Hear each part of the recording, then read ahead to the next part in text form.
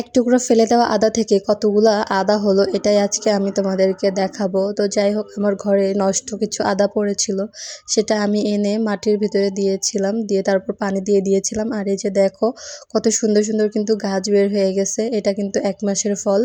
আর এই যে আমি আস্তে আস্তে কিন্তু এটা যত্ন করছি, ধীরে ধীরে তোমাদেরকে আমি দেখাবো যে এটা আসলে কিভাবে বড় হচ্ছে, ছোট থেকে বড় হওয়া, তারপরে আদাগুলো উঠানো। আমি সব কিছু তোমাদেরকে এই ভিডিওতে দেখিয়ে দেব। কারণ এই ভিডিওটা যদিও আমি একটু একটু করে নিয়েছি অনেক দিন থেকে, আর কিন্তু পোস্ট করেছি একবারে।